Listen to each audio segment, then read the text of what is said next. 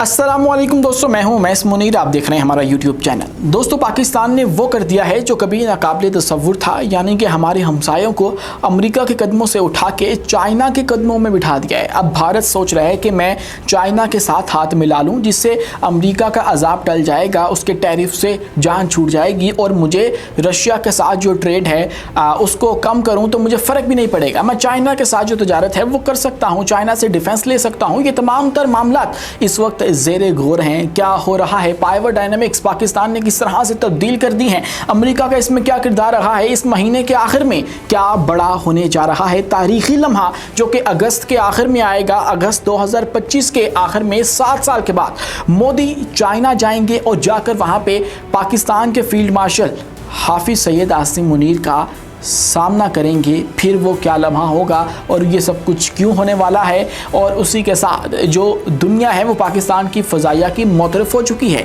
पाकिस्तान की जो एयरफोर्स है उनसे ट्रेनिंग मांगी जा रही है। अब एक और मुल्क, एक और फ़ौज पाकिस्तान के पास आ चुकी है कि आप लोग हमें अपनी वाली जो स्ट्रेटजी है, अपने वाली जो हिकमत अमली है वो सिखाएं, जिससे आपने भारत को शिकस्ते फाश दी थी, ताकि हम लोग भी उसका इस्तेमाल कर सके, अपनी अफवाज की जो सलाहियत है उसको बढ़ा सके।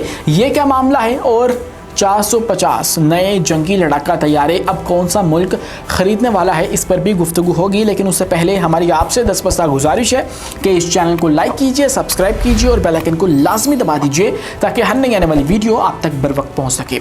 तो दोस्तों, हुआ कुछ यूँ है कि चाइना के वज़ीर ख़ारजा भारत गए हैं। वांग यी ने जब भारत में जाके मुख्तलिफ मुलाकातें की तो उसके बाद ये वाला जो मामला है उसने जन्म लिया और ये बहस होना शुरू हुई कि आप भारत अब अमेरिका से वाकई हकीकतन अपना पल्लू छुड़वा के चाइना के साथ हाथ मिलाने वाला है। अब वांग यी ने जो मुलाकात की है उसके अंदर वो अजीत डोवल से भी मिले हैं और उसके बाद नरेंद्र मोदी से भी मिले हैं और जयशंकर के साथ भी मुलाकात हुई है।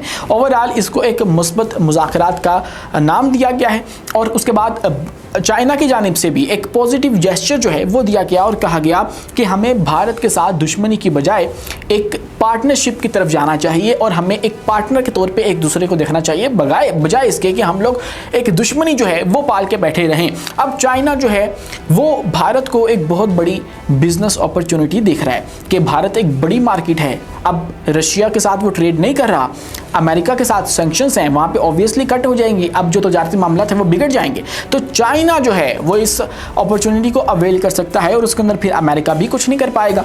अमेरिका चाइना को तो नहीं रोक सकता कि आप लोग इसके साथ ट्रेड करें और इसके साथ ना करें। दुनिया में शायद चाइना ही वो वाहिद मुल्क है जो कि अमरीकी टैरिफ वॉर के अंदर अमेरिका का मुकाबला कर सकता है। तो चाइना जो है वो तो ये देख रहा है कि इंडिया के अंदर एक बिजनेस अपॉर्चुनिटी है और इसीलिए वो लोग जो है उनके साथ हाथ मिलाने को तैयार भी हो जाएंगे। लेकिन उससे पहले चंद अहम तरीन मामलात को सॉर्ट आउट करना होगा। सबसे पहले तो इनके जो ज़मीनी तनाज़ात हैं जिनके ऊपर इस मुलाकात के अंदर भी बातचीत हुई है उनको हल करना होगा और जब ज़मीनी तनाज़ात हल हो जाएंगे तो फिर ये वाला मुद्दा भी उठाया जाएगा कि जो पाकिस्तान के अंदर चीनी इंजीनियर्स को मारा जा रहा है और वो मारा किन की जानिब से जा रहा है, वो भारत की प्रॉक्सीज BLA TTP की जानिब से, यानी ये ना भी डायरेक्टली उनके साथ इन्वॉल्व हो लेकिन उनकी सपोर्ट तो इनको है, तो उनकी जानिब से ये तमाम तकरीबकारी जो है वो करवाई जाती है। तो इन 2-4 मामलात के ऊपर जो है वो डिस्कशन लाजमी होगी, फिर ही जाके इनके जो ताल्लुकात हैं वो बहाल होंगे। और इस वक्त इस चीज़ की बहुत ज़्यादा अशद ज़रूरत है। किसको ज़रूरत है? भारत को, क्योंकि भारत के पास मज़ीद कोई ऑप्शन बची नहीं है। तो चाइना की जो शराइत हैं वो मानना उसके ऊपर लाजिम होगा कि चाइना की बात मानकर ही मैं इसके साथ हाथ मिला लूं, जो ये कहता है बात मान लूं, फिर हमारा जो सर्वाइवल है वो मुमकिन हो पाएगा। अब सवाल यहाँ पे ये उठता है कि इन सब के बीच पाकिस्तान कहाँ जाएगा? क्या पाकिस्तान को माइनस कर दिया जाएगा इस नए नेक्सस के बाद? तो आपको ये बात पता होनी चाहिए कि पाकिस्तान की जो अहमियत है वो उसके नाम की वजह से नहीं है, वो पाकिस्तान की कोई लीडरशिप की वजह से नहीं है, वो पाकिस्तान की जियोग्राफिकल लोकेशन की वजह से है। पाकिस्तान चाइना की ज़रूरत है, तो जो कुछ मर्जी हो जाए, इंडिया के साथ जितनी मर्जी आपकी ट्रेड ज़्यादा हो जाए, चाइना पाकिस्तान को कभी भी माइनस नहीं कर सकता है, क्योंकि ये उसको एक ट्रेड रूट देता है, trade route to the Europe. और यहाँ से होके वो हमारे ग्वादर पोर्ट का इस्तेमाल करते हुए आगे जाते हैं। तो इसीलिए पाकिस्तान चाइना के लिए ज़रूरी है। अब चाइना पाकिस्तान के लिए ज़रूरी है या नहीं है, ये अलग बहस है। तो ऐसे में पाकिस्तान के हवाले से ये बात कहना कि पाकिस्तान को माइनस करवा दिया जाएगा या पाकिस्तान के लिए कोई तशवीश की बात है, तो ये गलत है। वो दोनों ममालिक आपस में जुड़ते हैं या नहीं जुड़ते, ये तो बात की बात है, और जो कि इस महीने के आखिर में सही तरह से बात खुल के सामने आएगी जब नरेंद्र मोदी 7 साल के बाद चाइना जाएंगे। एससीओ का समिट है और वहाँ पे हो सकता है पाकिस्तान के जो फील्ड मार्शल हैं वो भी चाइना के अंदर मौजूद हों पाकिस्तान की नुमाइंदगी के लिए। हमारे जो प्राइम मिनिस्टर हैं शहबाज शरीफ वो भी वहाँ पर जाएं और फिर इनका जो फेस ऑफ है वो हो। और उसके बाद जो शी जिनपिंग हैं, उनके चीनी सदर हैं, उनकी मोदी के साथ मुलाकात होती है या नहीं होती, ये तो अलग बात है। लेकिन पाकिस्तान के जो रिप्रेजेंटेटिव हैं उनकी मुलाकात होगी, बहुत से मामलात के ऊपर जो बातचीत है वो होगी। ये जो इस वक्त बातें हैं वो मार्केट के अंदर चल रही हैं। तो एक तरफ तो ये हो गया, तो दूसरी तरफ जो पाकिस्तान ने शानदार कारकर्दगी दिखाई है, उसके बाद मुख्तलिफ अफवाज ने पाकिस्तान से रब्ता किया है कि आप लोग आकर हमें ट्रेनिंग दें या अपने जो शहीन हैं उनके ज़रिए उनकी जो हिकमत अमली थी वो हमें सिखाएं। इससे पहले जब चाइनी एयर चीफ पाकिस्तान आए थे, उन्होंने आके हमारे एयर हेडक्वार्टर्स का दौरा किया, हमारे एयर चीफ के साथ मुलाकात की गई और तब भी यही कहा गया था कि आप लोग हमें मल्टी डोमेन वॉरफेयर स्ट्रेटजी सिखाएं जो कि आप लोगों ने इस्तेमाल की है। तो अब जो आज़रबाईजान है उनका भी एक वक्त पाकिस्तान के अंदर आया और उसने आकर हमारे एयर चीफ से यही मुतालबा किया, यही ख्वाहिश का इजहार किया कि आप लोग हमें भी मल्टी डोमेन जो आपकी वॉरफेयर स्ट्रेटजी है वो सिखाएँ ताकि हम लोग भी अपनी जो अफवाज है उसको बेहतर से बेहतर कर सकें। इससे पहले आप दीगर ममालिक उठा लीजिए, आप साउथ अफ्रीका को देख लीजिए जिन्होंने बराह रास्त हमसे जो मदद है वो मांग ली है। हमारी एयरफोर्स के वो मदा हैं, हमारे जो एयरफोर्स है उसके वो फ़ैन हैं, तो ये गलत ना होगा कहना, तो उन्होंने भी हमसे मदद मांग रखी है। और अब आज़रबाईजान भी हमसे कहता है कि आप लोग हमें ये काम जो है वो सिखाएं, अपनी जो हिकमत अमली है उसके बारे में बताएं। दोस्तों इसी के साथ अगर बात की जाए तो 450 नए जंगी लड़ाका तैयारे इस वक्त हमारा हमसाया ख़रीदने की तरफ जो है वो बढ़ रहा है और अगले 15 बरसों के अंदर कहा जा रहा है कि वो 450 जंगी लड़ाका तैयारा हासिल कर लेंगे।